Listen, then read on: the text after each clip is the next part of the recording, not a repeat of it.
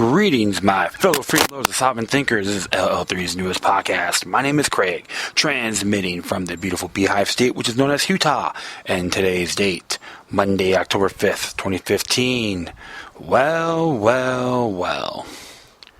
Based on the horrific event that happened in Oregon, community college, the immigration exodus that's occurring in the European Union, or Europe in general, plus all the hoopla and distractions that's going on, looks like the Trans-Pacific Partnership trade deal has been reached. And many of us believe, whether you're a Democrat, Republican, union worker, Tea Party, etc., is convinced that this is a really blasphemous deal. So what I'm going to be doing, we'll be addressing this from certain articles, plus a petition to stop it through Congress. And I'll be mainly addressing a few areas as domestic related. So it's all good. And we'll just start off with this. From the New York Times, Trade-Pacific Partnership trade deal is reached. And I know I mumbled there for a moment, so sorry about that, my friends. And hopefully I can get... Oh, here it is. That's right. This is from Reuters, by the way. It's written by Jack Calmes, C-A-L-M-E-S. And this, again, Trans-Pacific Partnership trade deal is reached. The United States Trade Representative Michael Foreman and Prime Minister Shinzo Abe of Japan discuss the Trans-Pacific Partnership trade deal. There's a video for the link on there as well. And as it was written here, it says, the United States, Japan, and 10 other Pacific Basin nations on Monday agreed after years of negotiations to the largest regional trade accord in history. An economic pact envisioned as a bulwark against China's power and a standard settler for global commerce, workers' rights, and environmental protection. The announcement here that weary trade officials had finally agreed on the Trans-Pacific Partnership was merely an important first step. The United States Trade Representative Michael B. Foreman said, now their agreements face months of debate in each of the 12 nations, including in Congress. What some bipartisan opposition was immediate. Trade issue also is certain to become a flashpoint of the political politics in 2016, with populist anti-trade sentiment rolling both parties. For a day, however, President Obama could celebrate a potentially legacy-making achievement that links countries representing 2/5 of the global economy, from Canada and Chile to Japan and Australia. The trade initiative dating to start of his administration is a centerpiece of Mr. Obama's economic program to expand exports. It also stands as a capstone for his foreign policy pivot toward closer relations with fast-growing Eastern Asia after years of American preoccupation with the Middle East and North Africa. Where more than 95% of the potential customers live outside our borders, we can't let countries like China write the rules of the global economy, Mr. Obama said in a statement. We should write those rules, opening new markets to American products while setting high standards for protecting workers and preserving our environment. The Pacific Accord would phase out thousands of import tariffs, as well as other barriers to international trade, like Japanese regulations that keep out some American-made autos and trucks. It would establish uniform rules on corporations, intellectual property, and open the internet even in communist Vietnam. And they have it all here. It looks like it's in billions. But we'll just read. Canada, 658. United States, Japan, $201, but maybe in billions of dollars, okay. Vietnam, $36 billion, $534 billion, Brunei, $0.6 billion, Malaysia, $44 billion. Total goods traded with the United States in 2014, plus imports plus exports, not including services, in billions of dollars. Total goods traded with the United States in 2014, same thing, okay. And they have all the maps here. And we can just go down further with Japan. Of course, Mexico has 36 billion. Okay, and I'll continue on here. The Office of the United States Trade Representative said the partnership eventually would end more than 18,000 tariffs that the participating countries have placed on the United States exports, including autos, machinery, information technology, and consumer goods. Chemicals and architectural projects as varied as avocados from California or wheat and pork and beef from the Plain States. The overall economic and political heft of the 12-nation group suggests that, as trade officials predicted, its agreement would be model for future accords. It would overhaul the system of settling disputes between nations and foreign companies, while barring tobacco products from using that process to block countries' anti-smoking initiatives. It would also enforce higher standards of labor conditions and environmental protection, including wildlife trafficking. After 5 days of sleepless nights of tense haggling, the agreement came together at 5 a.m. Monday, the trade official said, when the 11 men and 1 woman, Magali Silva of Peru, filled onto a dais in a hotel room several hours later to meet reporters. Scores of aides burst into applause, and some ministers joined in. Mr. Foreman read the joint statement that hailed a historic agreement that would promote growth, good jobs, high standards of living, and good governance. But the ad-lib comments of several ministers, including those from New Zealand and Canada, would have been at the center of final heated standoff over dairy exports, spoke to a shared sense of accomplishment. Ed Fassa, the Minister of Canada, where criticism of the trade accord had been prominent ahead of federal elections this month, conceded they had very tough discussions, but he added, at the end of the day, here are we as 12 TPP partners having achieved something that at times many people didn't think was achievable. For New Zealand, a small nation that is a major dairy exporter and will gain new access to markets in Canada and the United States, among other countries, the minister, Tim Grosser, interjected, look, long after the details of this negotiation on things like tons of butter have been regarded as a footnote in history, bigger picture of what we've achieved today will be what remains. Related trade coverage, other people will join this agreement, he predicted, while Mr. Grosser refused to specify countries that would join the Pacific Trade Partnership. South Korea and Thailand are among nations that have been named. We have our own domestic processes to go through. We will be consulting closely with congressional leadership on the next steps and the timetable. Mr. Foreman said, adding, we're confident that the people will see this as a very strong deal. Several potentially deal-breaking disputes had kept the 12 trade officials talking through the weekend and forced them repeatedly to reschedule the promised Sunday announcement of the deal onto the evening and beyond. Final compromises cover commercial protections for drug makers, advanced medicines, and more open markets for dairy products and sugar, and a slow phase-out over 2 to 3 decades of the tariffs on Japan's autos sold in North America. Yet the trade agreement will encounter stiff opposition. Its full 30-chapter text will not be available for perhaps a month. Ah, how cute. A month. Hallelujah. So to let us forget about it and throw more propaganda at our throats worldwide, especially in those regions. I will continue on. But labor unions, environmentalists, and liberal activists are poised to argue that the agreement favors big business over workers and environmental protection. Donald Trump has repeatedly criticized the Pacific Trade Accord as a bad deal, injecting conservative populism into debate and emboldening some congressional Republicans who feared for local interests like sugar and rice, and many conservatives who oppose Mr. Obama at every turn. While many opponents say the trade pact will kill jobs or send them overseas, the administration contends that the United States has more gain for freer trade with the Pacific nations. 80% of those nations export to the United States are already duty-free. Officials say while American products face assorted barriers in those countries, that would end.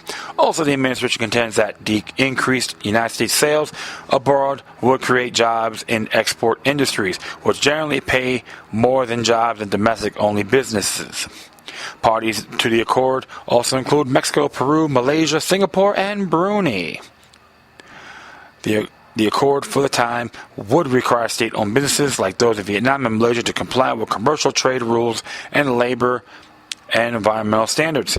Mr. Foreman called the labor environmental rules the strongest ever in a trade agreement and a model for future pacts. Although some environmental groups and most unions remained implacably opposed. The Workers' Standard commit all parties to the International Labor Organization's principles for collective bargaining, a minimum wage, and safe workplace against child labor, forced labor, and excessive hours. Unions and human rights groups have been skeptical at best that Vietnam, Malaysia, and Brunei will improve labor conditions, or that Malaysia will stop human trafficking of poor workers from Myanmar and Southeast Asia. The United States reached separate agreements with the three nations on enforcing labor standards, which would allow American tariffs to be restored if a nation is found in a violation after a dispute settlement process. On the environment, accord has provisions against wildlife trafficking, illegal or unsustainable logging and fishing, and protection for a range of marine species and animals, including elephants and rhinoceroses. For the first time in a trade agreement, there are provisions to help small businesses without resources for big corporations to deal with trade barriers and red tape. A committee would be created to assist smaller companies. Sounds like neo-mercantilism to me, but we'll continue on here. The agreement would also overhaul special tribunals that handle trade disputes between businesses and participating nations.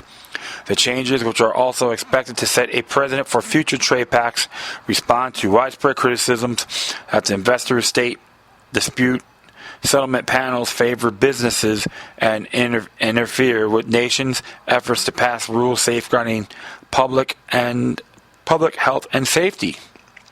Among new provisions, a code of conduct would govern lawyers selected for arbitration panels, and tobacco companies would be excluded to end the practice of using the panels to sue countries that passed anti-smoking laws. On Sunday, Matthew Myers, president of the Campaign for Tobacco-Free Kids, hailed the provision as historic.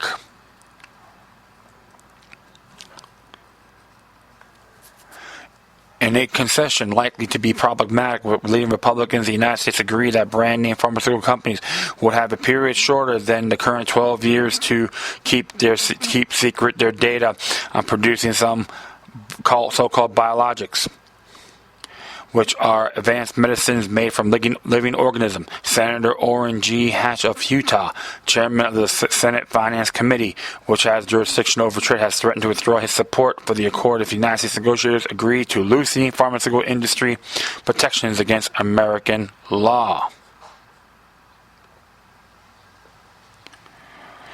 But the array against the United States, which has said the protection was necessary incentive for drug makers to innovate, were virtually every other country at the table, led by Australia.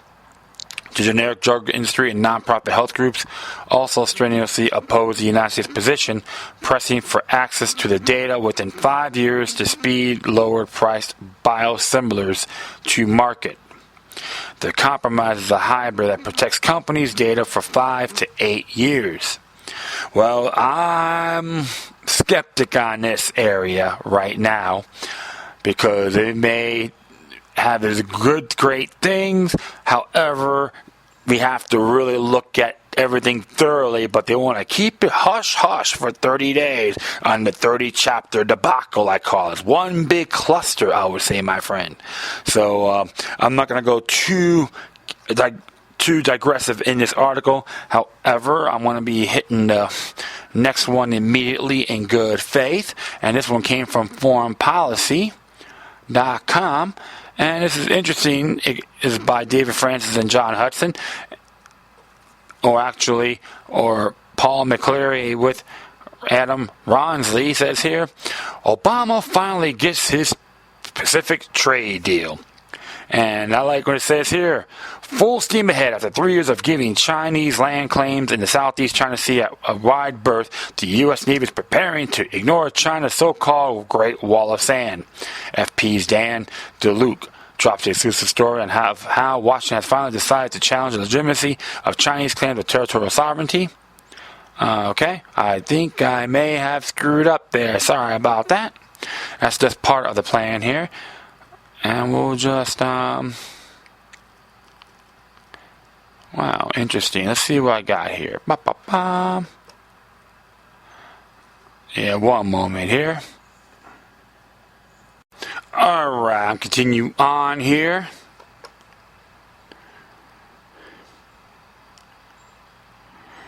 Yep. Didn't want to play with me, huh?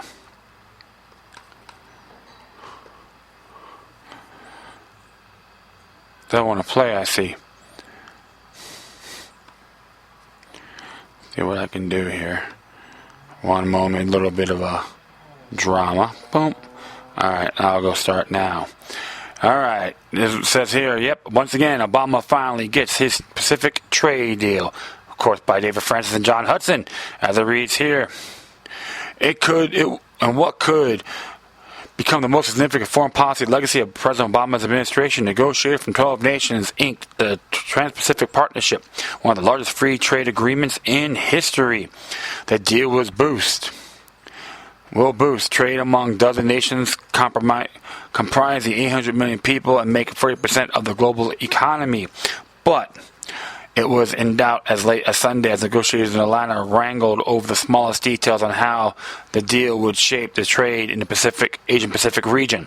On Monday, U.S. Trade Representative Michael Foreman announced that he called a historic agreement that came after more than 5 years of seemingly endless negotiations. TPP helps define the rules of the road for the Asian Pacific region, Foreman said. As talks in Atlanta creeped into the weekend, it was unclear whether concerns about dairy market access and biologic medicines could be resolved. The president must wait 90 days after the TPP agreement is done before he signs it. Then it goes to Congress for a vote. The text of the deal must be public for at least 60 of those days. Oh, okay. See, look at that. See how accurate that document is, right? The trade deal, the centerpiece of Obama's rebalancing the Asia, has sparked opposition from both left and right, angry environmentalists, trade unions, and lawmakers representing Rust Belt states who fear the pact will accelerate the exodus of U.S. manufacturing jobs. Some presidential candidates, including the front-runners, Republican Donald Trump and Democratic Hillary Clinton, are also opposed to the deal. Yep, flip-flop, flip-flop, flip-flop, Hillary to the rescue. Yeah, you know she's doing that because trying to get votes, trying to get your attention. Please vote for me, honey. I will do everything, even though I'm a corrupt scum queen to the New World Order. All right. And they even think on Donald Trump, too, a lot of rough edges as well. But he's a great showman. That's all I got to say. And in addition, Bernie Sanders, the independent senator from Vermont, who is running as a Democrat, is also opposed to the TPP. But it's okay to share $18 trillion of wealth around the country for free this, free that, and control us like parasites as usual. So don't believe the hype, to all you feel the burn crowd. All right. I will continue on here. Obama does have one advantage: fast-track trade authority, one in June, to quickly review trade bills and get an up and down vote from Congress. Administration officials insist the deal is necessary to keep the United States competitive in the 21st century. Fast track. So Congress, you can't do your job. You're going to have a teleprompting stooge and beyond, wherever they're Democrat or Republican, to do a fast track because you can't think for yourself. You know what? You don't work for the people. Thank you for you Uncle Tom and Aunt Jemimas in Congress. And I'm saying it to the United States of America in general as a very stern example. And we'll proceed on here. It will strengthen the hand of American workers and ensure that our businesses can compete on a level playing field in some of the world's most significant makers, U.S. Commerce Secretary Penny Pritzker said in the statement Monday. Oh, really? The deal touches on nearly every aspect of trade between the United States and 11 other countries in the Asian Pacific. It calls for a gradual reduction or elimination of tariffs on hundreds of goods and services from cars and trucks to rice and cheese. It also clarifies intellectual property rights for movies and pharmaceutical drugs, as well as the internet. It means to create new standards for environmental protection and labor rights in participating countries. The deal also creates a novel dispute resolution mechanism. The economics of the deal, including potential trade gains and job losses for different sectors, loom largest for leaders and legislative branches. The deal has proved unpopular among Canadian farmers who fear their protected dairy industry could come under assault by international rivals, and among car parts makers in Mexico who fear outside competition. Yep, border town, my friends. But the geopolitics of the deal are a major selling point for the White House as well. In a statement on Monday, Obama underscored his view that the deal strengthened our strategic relationships with our partners and allies in a region that will be vital to the 21st century. I know one thing, my friends. He read that from a teleprompter. That's far allegedly speaking. But far as I'm concerned, it's convincing. All right. Inside the administration, the deal is frequently called the economic backbone of Obama's pivot to Asia, or Asia Rebalance, a broad policy meant to reassure allies of America stay in power in the region amid China's explosive military and economic growth. One part of the pivot involves shifting of military assets to the Asia-Pacific region in order to reassure allies and partners, especially in the light of China's recent aggressive moves. The trade pact is meant to be complementary by more fully integrated the United States with countries that have deepened their economic and trade relations with China over the past decade or more. Notably, China is not a member of the TPP, though both Washington and Beijing have signaled an openness to China joining the club at a later date. The TPP significance is not just economic, it's strategic. As a means of embedding the United States in the region, creating habits of cooperation with key partners, and forming a foundation for collaboration on a wide range of broader issues. Foreman said in a speech at the Center for Strategic and International Studies, or CSIS, last month. Without the TPP, experts said there is no clear alternative to expanding the U.S. footprint in the region, given the multilateral World Trade Organization process has been stalled for years. You hear that? World Trade Organization. Can we say New World Order? All right. TPP shows more confidence and commitment to Asia, Michael Green, a senior vice president for Asia at CSIS, told FP. Without it, it will be more uncertain. And let's continue on here. Others have pointed out that the deal puts the United States in the driver's seat as a leader in defining how trade will be conducted in this economically vibrant region. It reinforces the U.S. standing as a leader in establishing regimes that set rules for global best practices. Scott Snyder, a senior fellow at the Council of Foreign Relations, told FP. You hear that? The CFRs once again. The CFRs doing it once again. Hallelujah. Thinking all of us are their peasants. Hallelujah. All right, I will proceed. Obama reiterated that argument Monday when more than 95% of our potential customers lived outside our borders. We can't let countries like China write the rules of the global economy, he said. Probably from his teleprompter again, allegedly. The agreement drew immediate praise from the U.S. business community, which was long back to the TPP. Increased trade with the TPP partner will expand economic opportunities and strengthen our security ties with the Asia-Pacific region. Defense contracting against Lockheed Martin. Defense contracting Lockheed Martin said in a statement Monday. So it's more beneficial, okay? So they can sell their weapons and so forth to those Asian nations. Yes, remember that. Think about that, my friends. Let's see if Malaysia will get some powerful military industrial complex related assets when this thing goes through, if it goes through. The only way for this to end well for the American people and our economy is for Congress to reject this awful agreement, lock in a metal safe, and dumped at the bottom of the Pacific Ocean.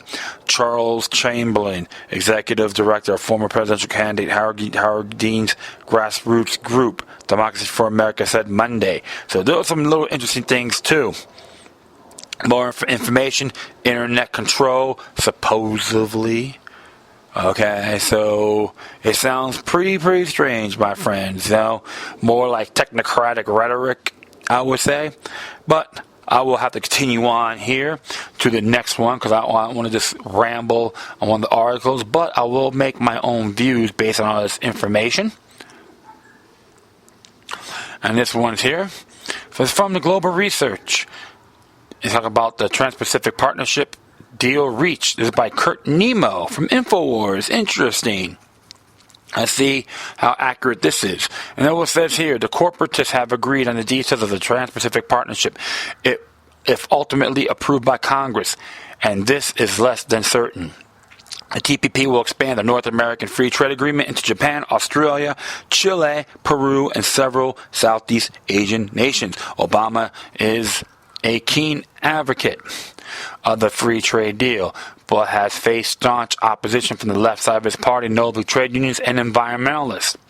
And don't forget the Tea Party as well. There's a lot of people in the Tea Party movement does condemn this also. Republican presidential candidates, including frontrunner Donald Trump, also oppose the deal, and passage by Congress is less than certain. FT reports only a handful of Democrats support Mr. Obama's trade policy, and Republican support is unpredictable in the 2016 election year, depending on the stance of presidential candidates and new leadership in the House. As it is, the deal can't go to a vote before Congress until early next year.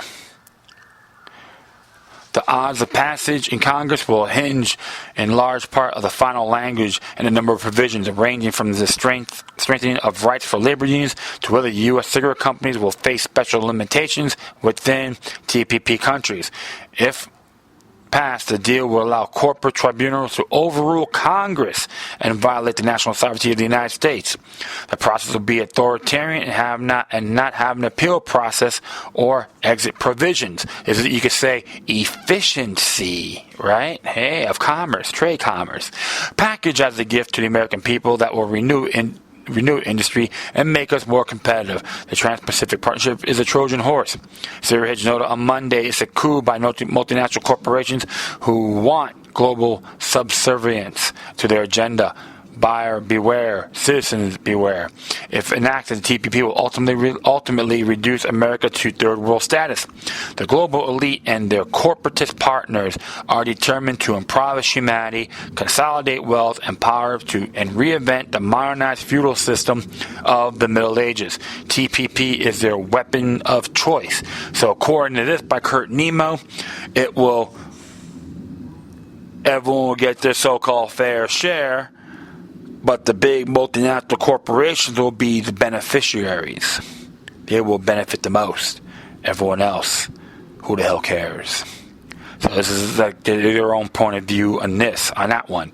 So that's why, like I said, I do have my disbeliefs in this trade. And many people still call it the NAFTA and steroids. However, we can just go a little bit further. All right, by TruthDig. Okay, TruthDig. It actually came out on June 9th. Okay, interesting here, but it came out on June 9th by Ralph Nader. It says here, Nader's 10 reasons that the TPP is not progressive trade agreement. And let's read what he has to say. We have an opportunity to set progressive trade agreements in our nation's history. It states on BarackObama.com, the website of the President's Organizing for Action campaign. And it says here, we have one most serious one must seriously question what President Obama and his corporate allies believe to be definition of the progressive when it comes to this grandiose statement. History shows the very opposite of Congress when it comes to these democratic sovereign shredding and job-exporting corporate-driven trade treaties, unless progress is referring to fulfilling the deepest wishes of runaway global corporations. The North American Free Trade Agreement, NAFTA, and the World Trade Organization, which is WTO, set our country's progress back through large job-draining trade deficits, downward pressure on wages, extending big farmers' patent monopolies to raise consumers' medicine prices, floods of unsafe imported food, and undermining or freezing consumer and environmental rules. The Trans-Pacific Partnership is formally described as a trade and foreign investment agreement between 12 nations: Australia, Brunei, Canada, Chile, Japan, Malaysia, Mexico, New Zealand, Peru, Singapore, the United States, and Vietnam.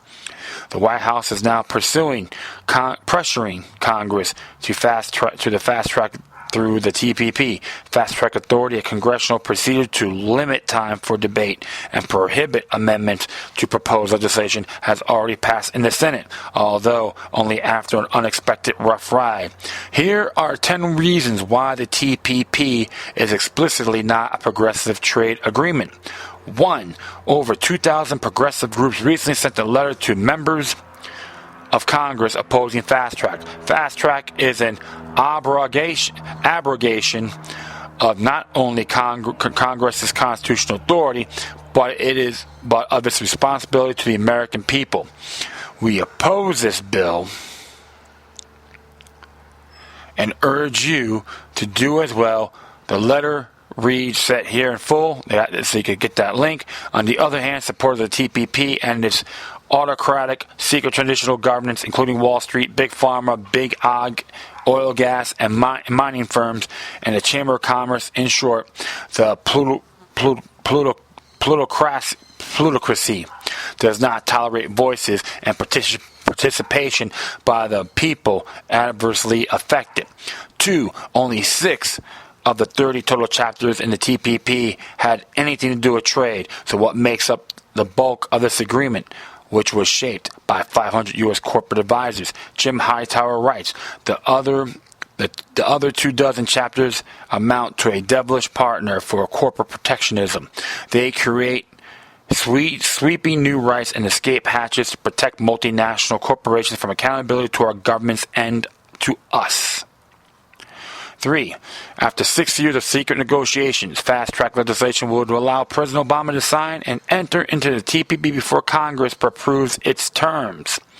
Then it requires a vote 90 days after submission of the fast-track legislation on the TPP itself and changes in existing U.S. laws to comply with its terms. No amendments would be allowed, and debate would be limited to a total of only 20 hours in each chamber of Congress. By limiting debate and preventing any amendments to the agreement, fast track prevents challenges to any issues about how America conducts business with the countries included in the TPP. Some of the countries in the TPP, Brunei, Malaysia, Mexico, and Vietnam, for example, have terrible human and labor rights records. Those conditions attract big companies looking for serf labor and their accommodating governments. 4. Billions of U.S. manufacturing jobs have been lost through the NAFTA and the WTO being railroaded through Congress. The TPP would only expand these offshoring incentives. These types of deals ultimately increase the economic inequality gap by displacing well-paid middle-class workers, negating any benefit to the lower prices of goods, according to a report for the Center of Economic and Policy Research, CEPR. The TPP would result in wage cuts for all but the wealthiest Americans. So there's a link on that you can look for yourselves. 5. The American people have yet to see the full text of the TPP. It has been negotiated in secret and shown to members of Congress under demonly strict secrecy. We only know about of its terms because of leaks, but Wall Street and industry operatives who seek to benefit enormously from the TPP do have access to the text. Why so selectively secretive? Supporters of the deal outright told Senator Elizabeth Warren trade talks to have to be secret, because if the American people knew what it was actually in them, they would oppose. And even what was his name?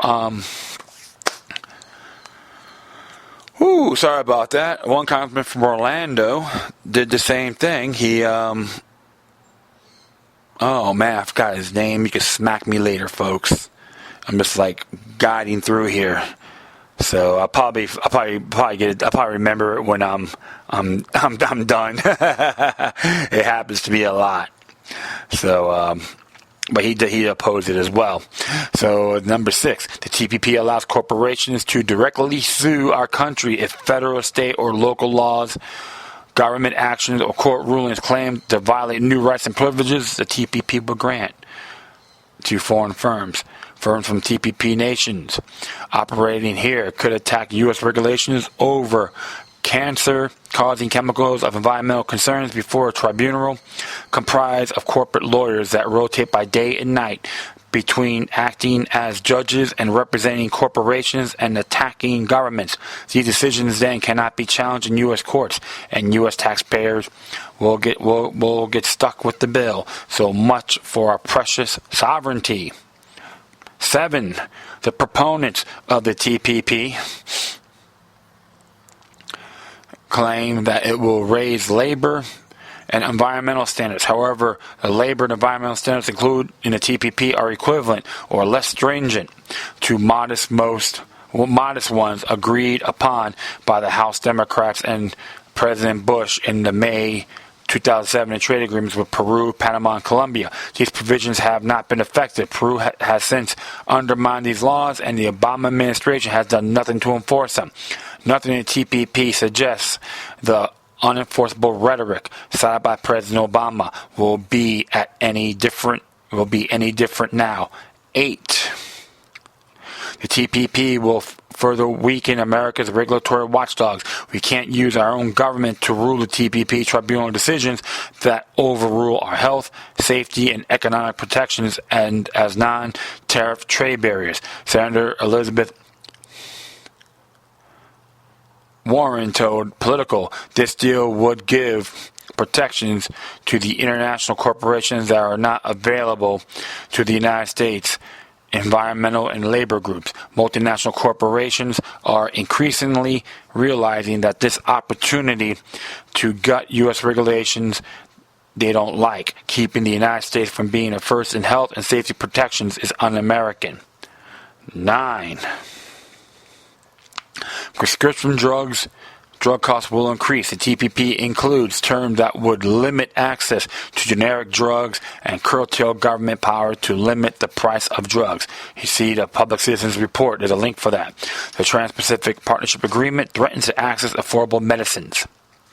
10. The TPP could potentially undermine reforms of Wall Street and threatens U.S. financial stability by providing the institutions that caused the 2008-2009 financial crisis a path to circumvent U.S. regulations, such as limiting capital controls and prohibiting any taxes on Wall Street speculation.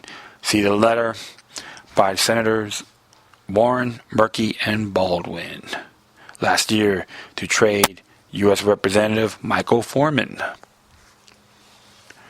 Full comprehensive analysis of TPP, see Global Watch Trade. So that is from the views of Ralph Nader. And I know some of his views is a little sketchy. However, when it comes to consumer rights and economics, he's spot on. I can agree with him in a lot of these areas too. Because what happened is it will violate Article 1, I think Section 8, on congressional decisions on trade commerce. So they're going to try to bypass them and go, this is how it's going to be done if you like it or not. So everything wants to go fast track, efficient, and smooth, which is totally irrelevant.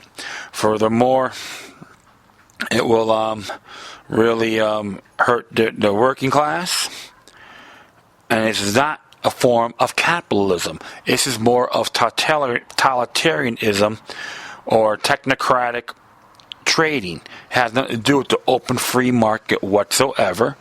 It is more an advancement of neo-mercantilism. In other words, fascism.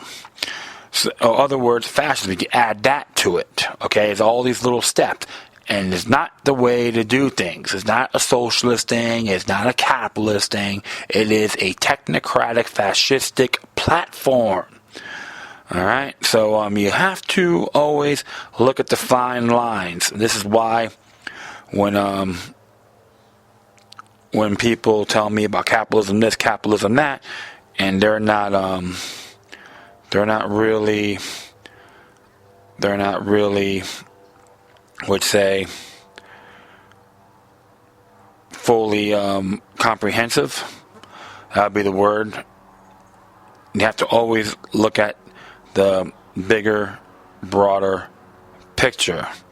So this is why I always tell folks, we always got to look at things into a bigger picture. So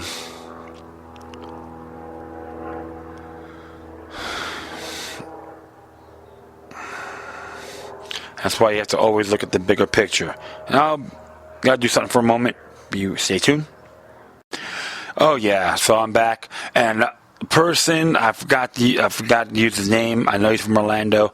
Is Congressman Alan Grayson, who represents District 9 of Florida, mainly based out of Orlando, Central Florida area. He even only had a period.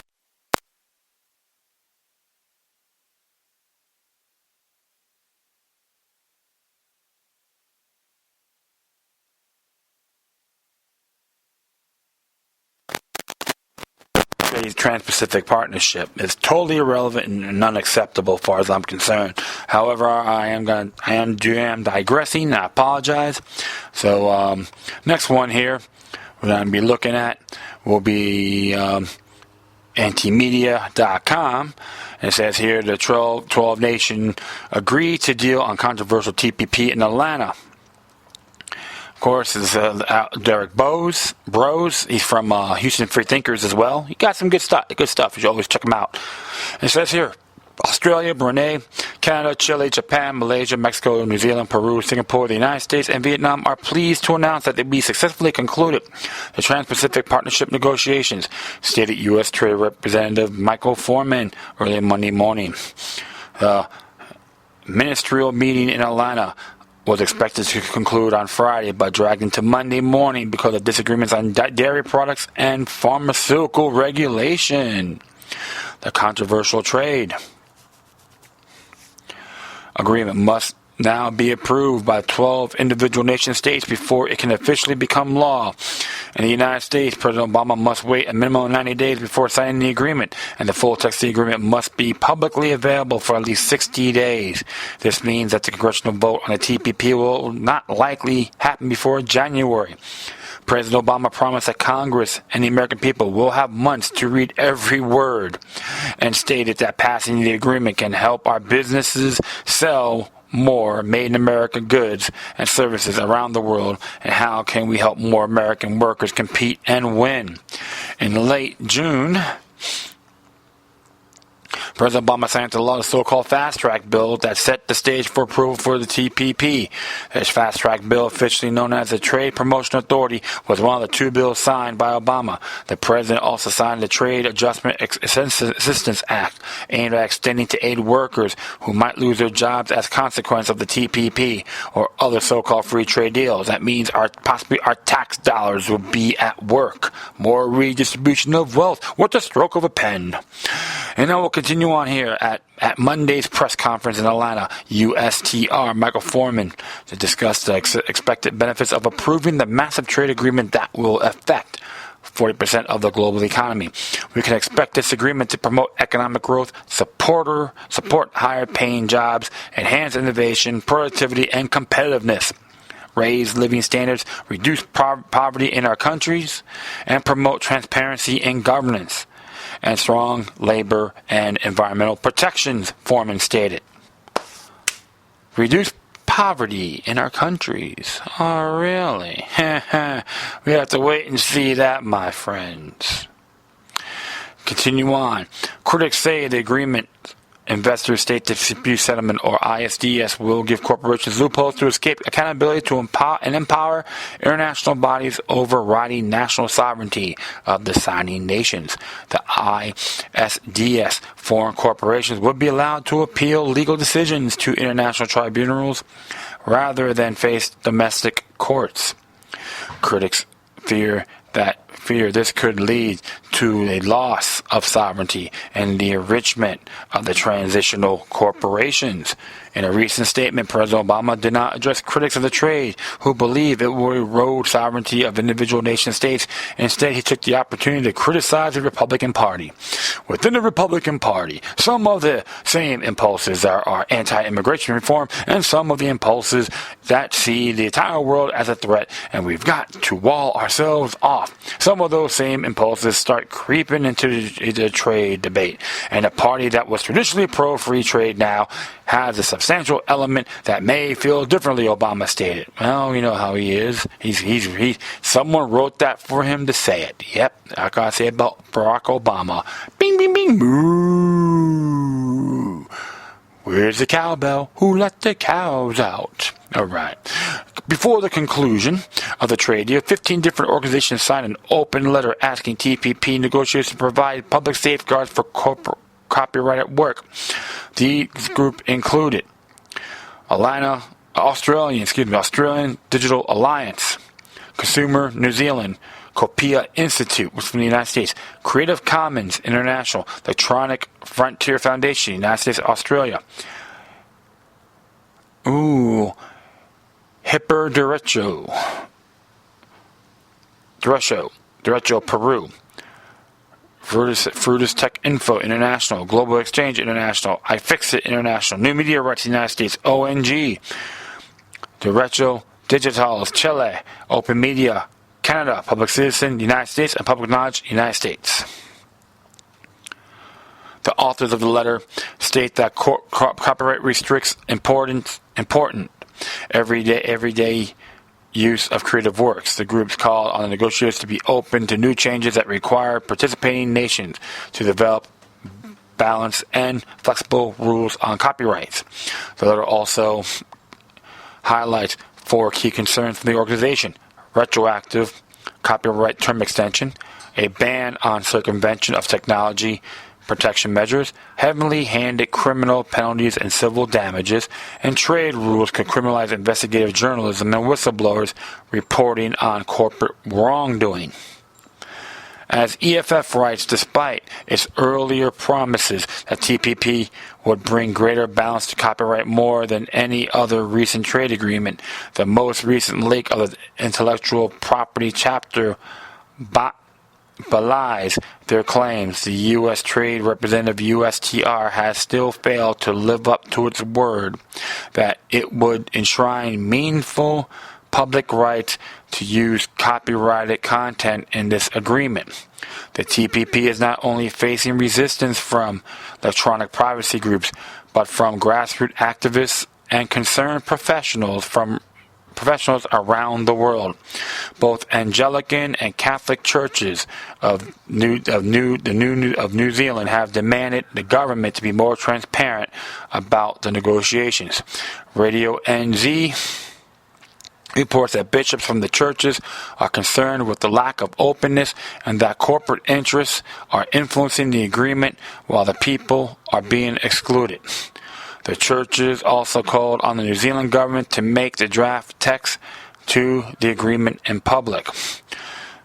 Doctors Without Borders released a statement from the conclusion of negotiations. Doctors Without Borders, Medicines Sans Frontieres, MSF, expresses its dismay that TPP countries have agreed to the United States government and multinational drug company demands that will raise the price of medicines for millions by unnecessarily extending monopolies and further delaying price-lowering generic competition. The bigger loser in the TPP are patients and treatment providers in developing countries. Although the text has improved over the initial demands, the TPP will still go down in history as the worst trade agreement for access to medicines in developing countries, which will be forced to change their laws to incorporate abusive intellectual property protections for the pharmaceutical companies.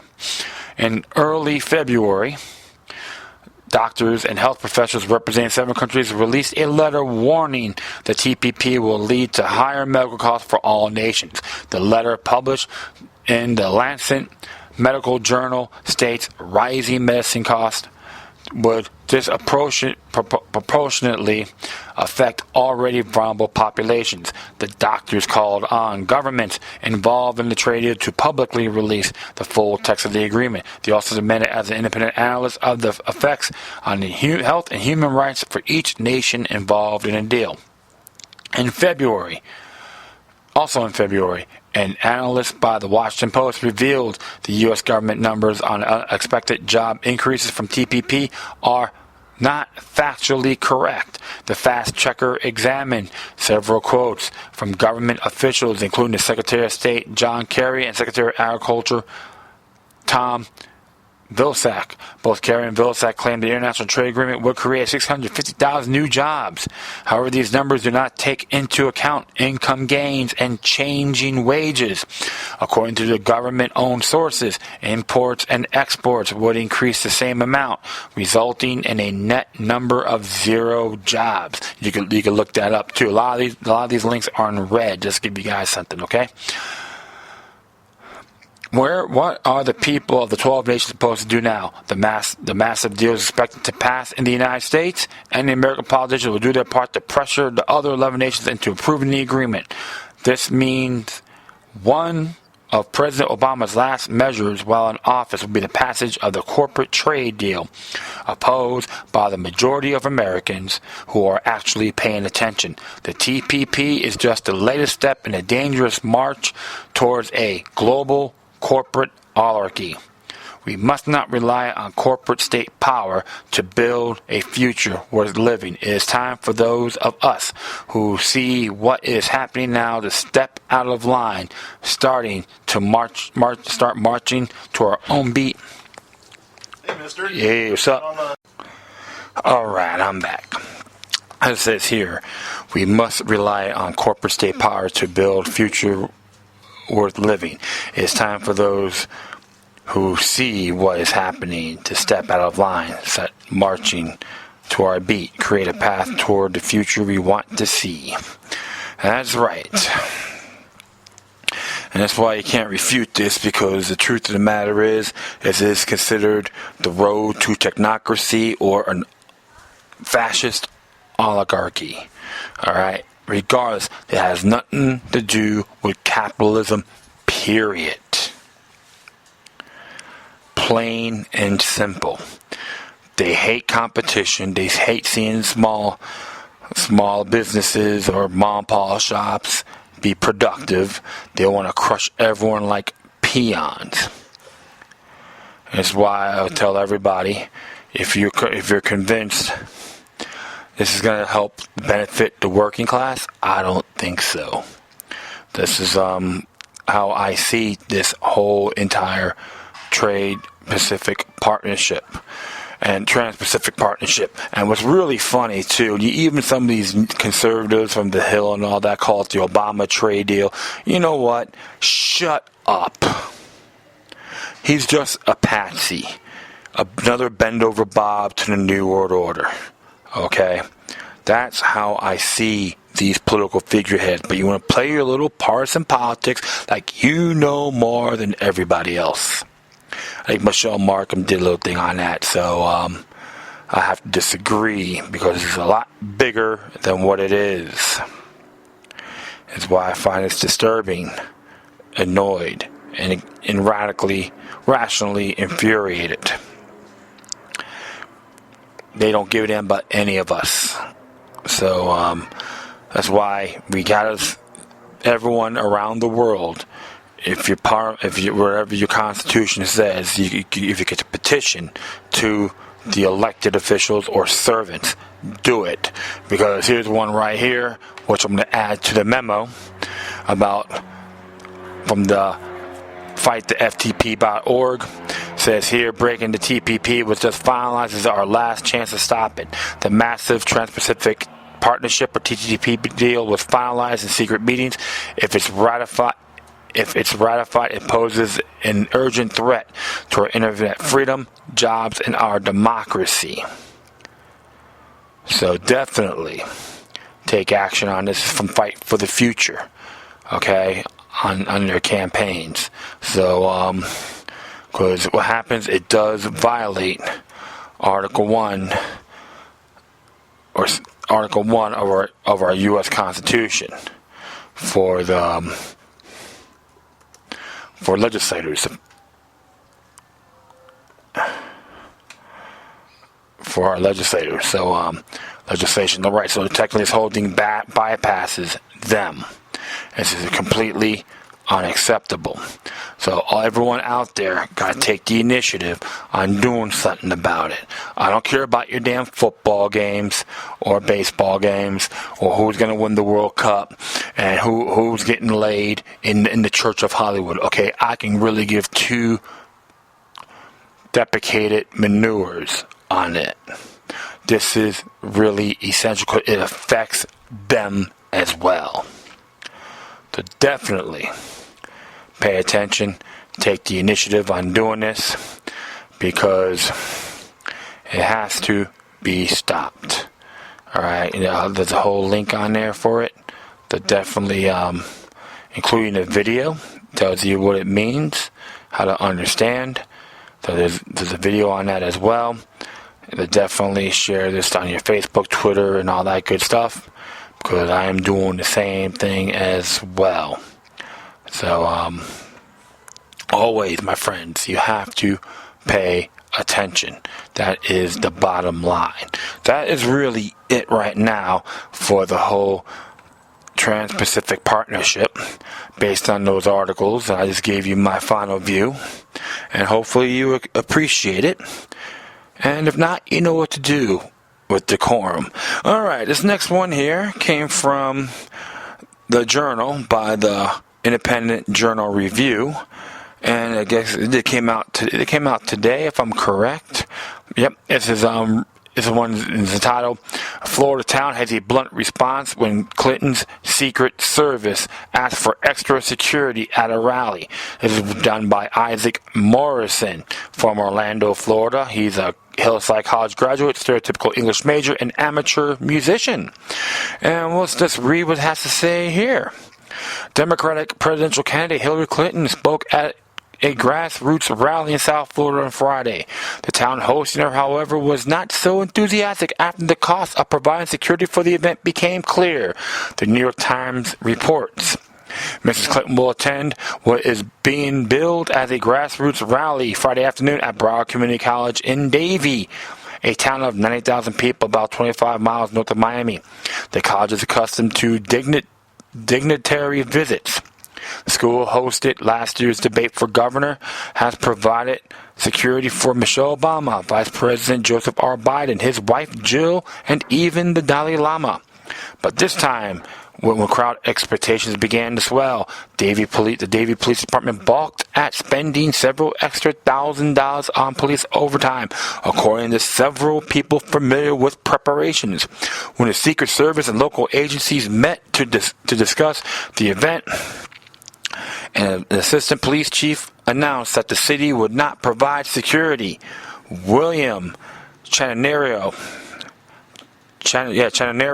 assistant special agent in charge of the Miami field office, explained that when you task a small municipality like Davie, it's tough on them. They have a budget, and it's hard to stay within budget when saying something like that happened. An earlier visit from the vice president probably ate up their budget for the month. Despite the town's refusal to spend extra resources on the event, Clinton's campaign will spend plenty of assistance with security, as the Miami Herald reports. Chananero told the Miami Herald that Davy will provide some security, not just the number of persons that the Secret Service has asked the town to provide. The Broward Sheriff's Office, Broward College, and Florida Atlantic University will also provide security, and Clinton already gets Secret Service protection due to her position as former First Lady. Local agencies have pushed back against political visits before. In 2001, Kennebunkport, Maine, officials said they would not assist with George W. Bush's visits to his family's estate without reimbursement.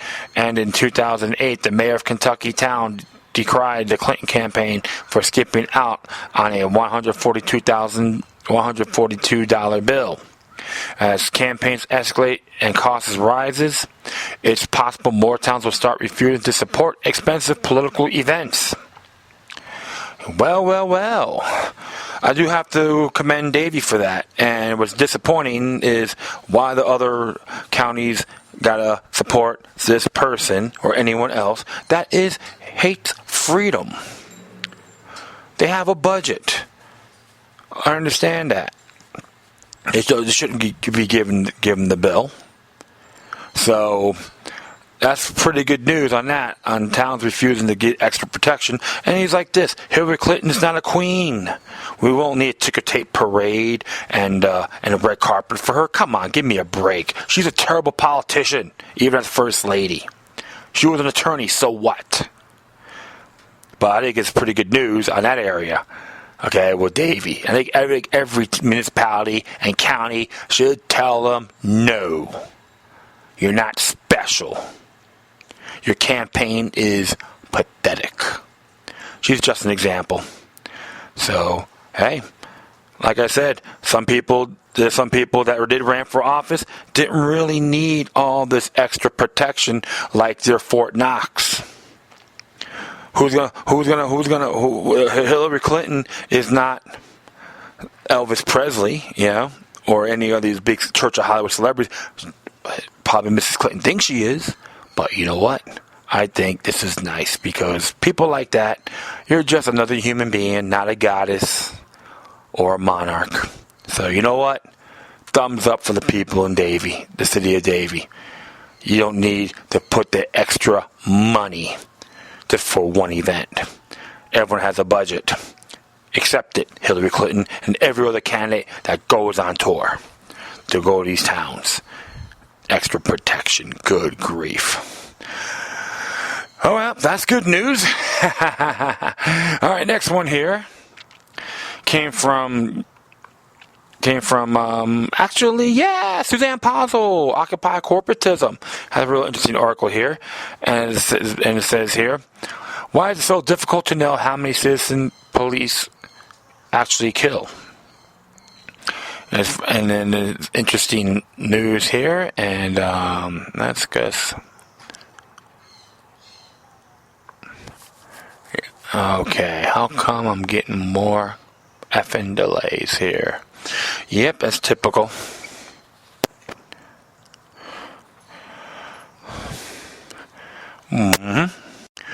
All right, we'll continue on here. And it says here, Attorney General Loretta Lynch, speaking about the criminal justice system, revealed that her contention is that the federal government should not mandate that law enforcement report fatal shootings of citizens.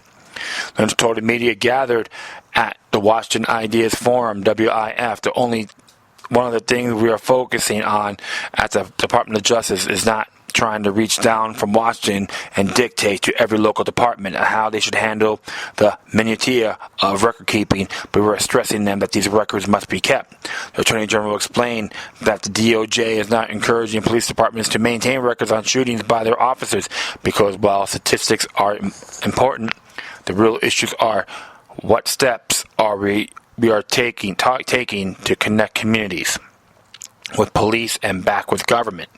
As of the writing of this article, the Guardian hosted website The Counted that states that 880 people have been killed by police officers since January 1st, 2015. Although Lynch refused to directly comment on the shockingly high numbers of Americans killed by cops, she did reply that she thinks new organizations do a pretty good job on keeping accurate numbers. Independent analysts, based on years of research, reveal that by 2007, fatal shootings committed by police were disproportionately higher for Black Americans. And going forward, 1 year, 1/3 of 37 people killed by police in Oakland, California from 2004 to 2008 were African American. On the East Coast, New York Police Department killed more Black residents between 2000 and 2011 than Caucasians or Hispanics. Another shocking statistic shows between 2003 and 2009, the DOJ reported that 4,813 people died while in the process of arrest or in custody of law enforcement. In fact, 7 years ago, the DOJ's police public contact survey pointed out that of those who felt that police had used or threatened them with force that year, about 74% of those actions were excessive. These content links are provided by content.ad. Oops, I'll just keep on going here. That don't count. And it says here, why is it so difficult to how many citizens are actually killed? They give you the voting record and all that too. So it is disturbing, on that, because the police are being trained a lot more aggressively. A lot of the police officers, many of them are retiring early because they see the corruption that's going on, and plus they have people that are not highly intelligent. There's a lot of claims on that, according to some fellow police officers and reports. And that's not good. And in addition, you got the municipal servants trying to tell the police, the city manager trying to tell the police, or the police chief, that's like, chain of command, that you have to write more tickets or arrest more people for revenue purposes. So they became more of deputies of Nottingham rather than peace officers. It's been accelerating little by little. And of course, we do talk about in my past about federalizations and militarizations. And Loretta Lynch, Attorney General, I can go to the toilet. I find that I respect that more of a toilet, like a flush, than her based on her ethics. I'll be very clear on that. And of course, there's us against them mentality. That's another prime example. Many people believe that, some people believe that you got these so-called activists claiming we need to federalize the police. I'm like, are you out of your mind? Each local community, county, city has the power to make a difference. Don't feel like you can't do anything when it comes to your community.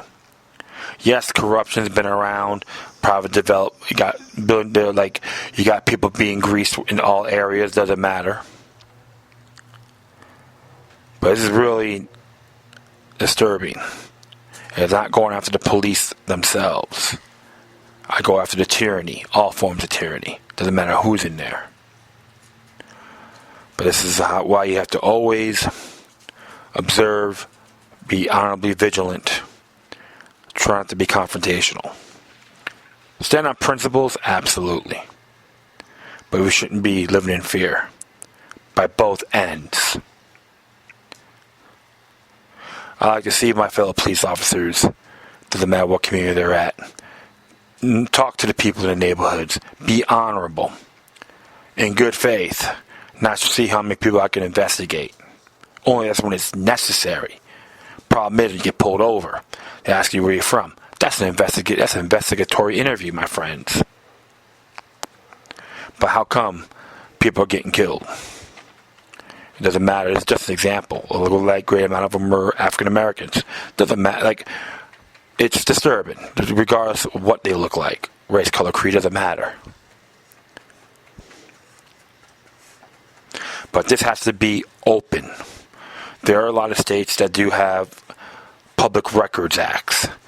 Like in Florida, we have Article 1, Section 24A, or 24, on public records. Has to be available. They can't hide this.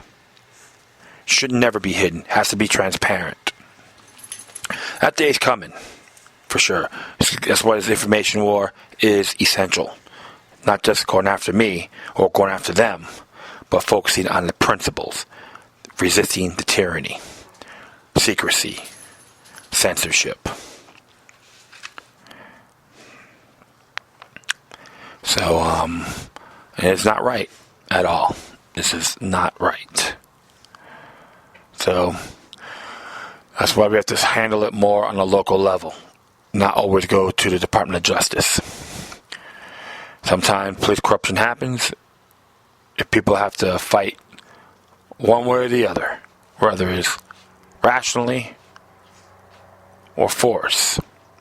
Hopefully that will be the last resort. I'm not promoting this whatsoever. So be it. We don't want it. We've got to handle it with one another, because going to Washington is not going to be the answer. Handling on a local level, you can make a difference. It's like this here, the very good example. All right, the next one here came from AboveTheLaw.com, and if I'm correct, this is it came out today. If I'm correct, yeah, I did. Okay, a couple of these came out recently, so. This one here, Revenge of the Roberts Course by Ellie Mistel. As it reads, what is the long train of e-discovery? Is it powered by the relentless engines of technological advancement, surging societal and economic complexity, and the concepts of civil justice due process? The e-discovery space seems surreal. It's a huge business for everyone but the consumers of legal advice services, namely companies. For them, it's just a massive, costly pain. Frederick Blaise. Interesting there. Wow. So that's interesting. I think that's really funny about that. Let me just see if it's in this other article. It's pretty small. There's times, my friends, I just wing it. Improvise, adapt, and conquer. That's okay. Oh, wow. This is a video, if I'm correct, right?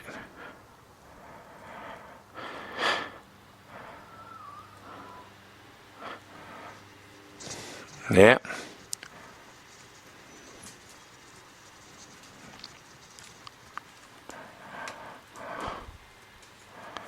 Yep, that's very interesting. Oh, right here. Let's find out here. Nope.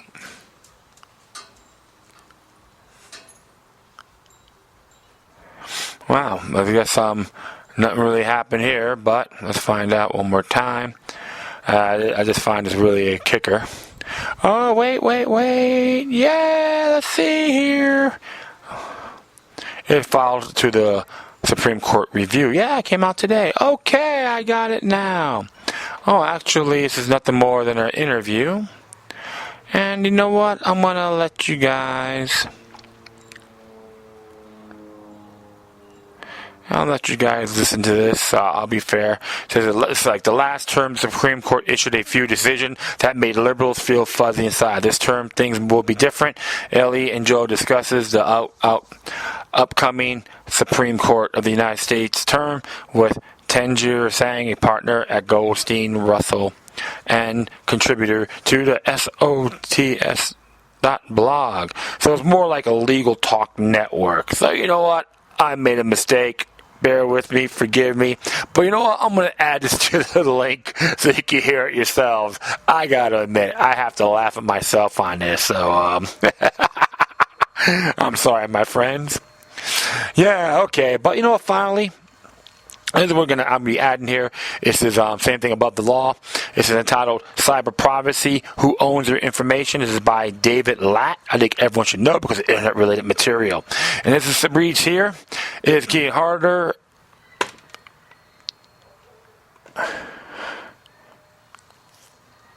One moment. Bingo. As it says here, it's getting harder and harder to protect one's privacy, and lawyers know this as well as any other group. Thanks to threats ranging from Big Brother law firms to the Ashley Madison hack to aggressive prosecutors, lawyers are more exposed than ever. In the digital age, who can access your data and for what purpose? On Saturday, I attended an interesting and lively New Yorker festival event, tackling these and other tough questions that distinguished panelist Evan Asanos, moderator, a staff writer at the New Yorker and author of The Age of Ambition, Chasing Fortune, Truth and Faith in the New China. Affiliate, there's a link for that. And of course, Cindy Cohen, executive director of the Electronic Frontier Foundation, or EFF, Nick Denton, founder and chief executive of Gawker Media, and Branton Gelman, senior fellow at the Century Foundation, former reporter for the Washington Post, and author of Angler, the Cheney Vice Presidency. The panel began with participants explaining their interest in connection to the topic of privacy. Cindy Cohen of EFF framed her interest in privacy as flowing from her interest in the internet more generally. As a little girl from Iowa, she got excited about the internet's power to let people access information without regard to geography, and she got involved in internet legal issues early in the development of the web. The internet is fundamentally about both free speech and privacy, the two interests that she defends vigorously through her work at EFF, and the two values go together. I don't think you can have a free society unless you have both. Branton Gelman has been intimately involved with privacy issues through his Pulitzer-winning work covering the government surveillance programs unveiled by former NSA contractor Eric Snowden. In the wake of Snowden's revelations, Gelman noted, surveillance programs have been modified, lawsuits that were dismissed on standing grounds have been resurrected, and technology companies are emphasizing to the public how hard they're working to protect customers' privacy. In short, Snowden set off processes that are quite significant, quite powerful, and still ongoing. Denton of Gawker comes at privacy from very different angle, as someone whose journalism often strips away privacy in the service of values like transparency and accountability. He launched Gawker in an effort to expose the story behind the story, the conversational version of the story, which usually gets closer to the truth than the sanitized version that winds up in the newspaper or on the television news. The mission sometimes involves Denton and Gawker incurring the wrath of celebrities claiming privacy violations. For example, professional wrestler Hulk Hogan, who's suing Gawker for $100 million for posting experts on his sex tape online. Denton cited Hogan as an example of a celebrity wanting to put a particular version of his life and then react negatively when the media calls him out. According to Denton, Hogan and similar celebrities are exploiting the general public's growing anxiety about privacy issues to present manipulated versions of their own celebrity lives. Cindy Cohen jumped in to say that while she is a stronger defender of both free speech and privacy, in the Hulk Hogan case, she sides with Gawker. Hogan has spoken publicly and explicitly about his own sex life, talking about stuff that makes me blush, and I don't blush easily. So it is only fair for media outlets like Gawker to point out when he's lying. She described Hulk Hogan versus Gawker as a dream case for EFF, which led Denton to quip, "Your dream case is my nightmare." The Hulk Hogan case has been expensive to defend, and depending on how it turns out, could threaten Gawker's continued viability.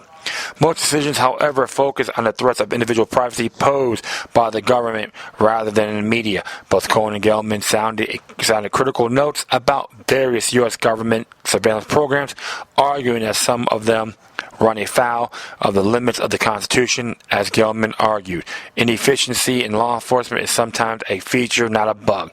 It might be more efficient for police to conduct searches without warrants, but this is not the balance struck by the 14th Amendment between national security and personal privacy. So, what can be done to improve privacy protection today? The panelists didn't express much confidence in government solutions Although the FTC and FCC are starting to take some steps in the right direction, according to Cohen, at the legislative level, there's a lack of political will to tackle these issues. Given current congressional dysfunction, it's incumbent upon individuals to take steps to protect their privacy if privacy is actually something they value. Here are some recommendations from the panelists. Pay attention to the private policies.